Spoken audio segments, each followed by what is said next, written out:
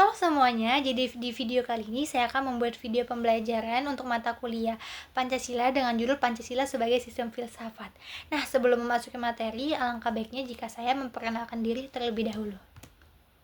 Perkenalkan, nama saya Dian Safira dengan NIM 42432100044. Saya berasal dari kelas PSKM 24A. Nah, pertama-tama pada materi yang pertama yang akan saya sampaikan itu pengertian sistem filsafat. Nah, istilah filsafat berasal dari bahasa Yunani atau philosophia, tersusun dari kata philos yang berarti cinta, atau philia yang berarti persahabatan, tertarik kepada, dan kata sophos yang berarti kebijaksanaan, pengetahuan, keterampilan, pengalaman praktis, inteligensi. Sistem filsafat menurut Lois of Katzoff adalah kumpulan ajaran yang terkoordinasikan. Suatu sistem filsafat haruslah memiliki ciri-ciri tertentu yang berbeda dengan sistem lain. Misalnya itu sistem ilmiah. Dalam pengertian sebagai pengetahuan yang menembus dasar-dasar terakhir dari segala sesuatu, filsafat memiliki 4 cabang keilmuan utama, yaitu yang pertama metafisika, yaitu cabang filsafat yang mempelajari asal mula segala sesuatu yang ada dan yang mungkin ada. Lalu yang kedua ada epistemologi, yaitu cabang filsafat mempelajari seluk-beluk pengetahuan. Yang ketiga ada aksiologi, cabang persiapan yang menelusuri hakikat nilai. Yang keempat ada logika, cabang filsafat yang memuat aturan-aturan berpikir rasional. Lalu selanjutnya ada pentingnya Pancasila sistem filsafat. Nah, pentingnya Pancasila sebagai sistem filsafat ialah agar dapat diberikan pertanggungjawaban rasional dan mendasar mengenai sila-sila dalam Pancasila sebagai prinsip-prinsip politik agar dapat dijabarkan lebih lanjut sehingga menjadi operasional dalam penyelenggaraan negara. Lalu yang selanjutnya ada kesatuan sila-sila Pancasila sebagai suatu sistem. Nah, sila-sila Pancasila merupakan satu kesatuan yang tidak dapat dipisahkan.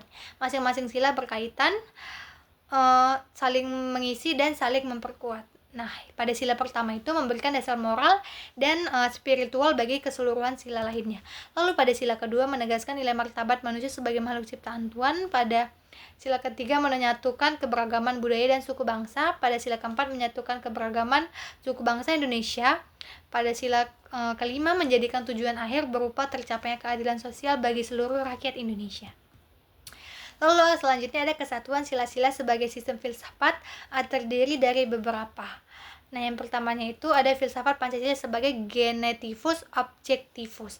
Artinya, nilai-nilai Pancasila dijadikan sebagai objek yang dicari landasan filosofisnya berdasarkan sistem-sistem dan cabang-cabang filsafat yang berkembang di barat.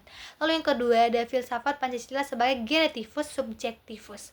Nah, artinya nilai-nilai Pancasila dipergunakan untuk mengkritisi berbagai aliran filsafat yang berkembang baik untuk menemukan hal-hal yang sesuai dengan nilai-nilai Pancasila maupun untuk melihat nilai-nilai yang tidak sesuai dengan nilai Pancasila. Lalu yang ketiga adalah landasan ontologis Pancasila. Istilah ontologi berasal dari kata Yunani onta yang berarti sesuatu yang sungguh-sungguh ada, kenyataan yang sesungguhnya, dan logos yang berarti teori atau ilmu. Pandangan ontologi dari Pancasila adalah Tuhan, manusia, satu, rakyat, dan adil. Lalu selanjutnya ada landasan epistemologi Pancasila.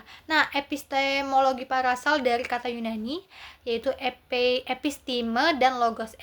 Episteme biasa diartikan sebagai pengetahuan atau kebenaran dan logos diartikan pikiran atau teori. Epistemologi ialah cabang yang menyelidiki sejarah kritis, hakikat, landasan, dan juga batas-batas. Lalu selanjutnya ada landasan aksiologis Pancasila. Landasan aksiologis Pancasila merujuk pada nilai-nilai dasar yang terdapat di dalam pembukaan Undang-Undang Dasar tahun 1945. Ditekan nilai dasar itu harus menjadi koma menghayati nilai instrumentalnya yang terdapat di dalam peraturan perundang-undangan berupa Undang-Undang Dasar tahun 1945. Selanjutnya ada hakikat sila-sila Pancasila. Kata hakikat dapat diartikan sebagai suatu inti yang terdalam dari segala sesuatu yang terdiri dari sejumlah unsur tertentu dan yang mewujudkan sesuatu itu sehingga terpisah dengan sesuatu lain dan bersifat mutlak. Terkait dengan hakikat sila-sila Pancasila. Pengertian kata hakikat dapat dipahami dalam 3 kategori, yaitu hakikat abstrak yang disebut juga sebagai hakikat jenis atau hakikat umum yang mengandung unsur-unsur yang sama, tetap dan tidak berubah. Lalu yang kedua ada hakikat pribadi sebagai hakikat memiliki sifat khusus, artinya terikat pada barang sesuatu. Lalu yang ketiga ada hakikat konkret yang bersifat nyata sebagaimana dalam kenyataannya. Hakikat konkret itu Pancasila terletak pada fungsi Pancasila sebagai dasar filsafat negara. selanjutnya yang terakhir itu ada kesimpulan yang bisa saya dapatkan dari materi yang udah saya sampaikan tadi. Itu ada Pancasila sebagai sistem filsafat merupakan satu kesatuan nilai yang saling berkaitan dan tidak dapat dipisahkan. Setiap sila saling menjiwai dan membentuk dasar moral, arah berpikir, serta tujuan bangsa Indonesia. Sebagai sistem filsafat, Pancasila memandu penyelenggaraan negara dan kehidupan masyarakat menuju persatuan, demokrasi musyawarah, dan tercapainya keadilan sosial bagi seluruh rakyat Indonesia. Sekian video pembelajaran yang bisa saya sampaikan. Jika ada kesalahan kata dalam pengucapan saya atau materi yang kurang lengkap, saya mohon maaf. Sekian, terima kasih.